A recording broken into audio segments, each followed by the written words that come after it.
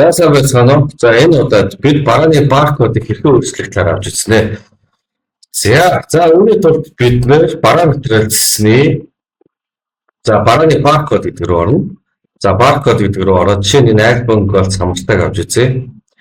За тухайн барааны баркод нь бол 16313095 гэсэн баркодтой юм байна. За үүн дээр нэмээд дахиад 1 2 5 10 төрлийн баркод нэмсэн болно.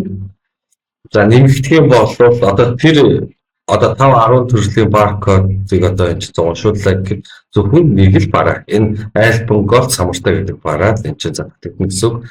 За жишээ нь дээр бид нар 111 дундуур зураас 222 дундуур зураас 333 гэж авч үзье. За тоо хэмжээ нэг ширхгээр явъя байнгын. За тэгээд нэрний альбом голд самартаа англи нь чихэр шоколад англи. Ингээд шинээр нөхлөж чинь. Ингээд шинэ баркод бүхийг бараа мэдээлэл бүртгэлээ гэж. За энэ бол санхүүгийн систем дээр бол ингэж байна.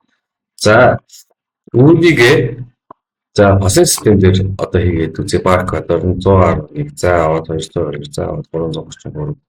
Ингээд инпут дарахад ингээд альбом голд самартаа гэж гаргадаг. За ингэсэн бол манай тосын систем дээр бас барааны баркод бүр илүү хэлбэрээр нэмж болдог. Үүний тулд бараа засны руу ороод энэ нэг хайх дээр нь жишээ нь одоо саяны альбом голтой хай 16 31 3095 гэж таймгууд энэ альбом голд самартаа гэж гаргадаг. За нэг бараан дээр ерөөхдөө бол маш олон төрлийн баркодыг оноожуулдаг. За одоо энэ дээр баркод нэмэхдээ энэ тэмдгэн дээр дарчин нэмэх тэмдгэн дээр. За дарлаа. За шинээр үүсгэж байгаа баркод нь 111 за аваад 444 за аваад 777 гээд. За ингээ барааны нэр нь альбом голд. За мэдээж англи нь болохоор чихэр шоколад англи ингээ бүртгэх дарчин. Ингээд шинээр баркод бүртгэлээ. За иймэрхүү маркер бүртгэх. За энэний шалгая. За бослогоо орлоо. За баркод 111 за аваад 444 за 777.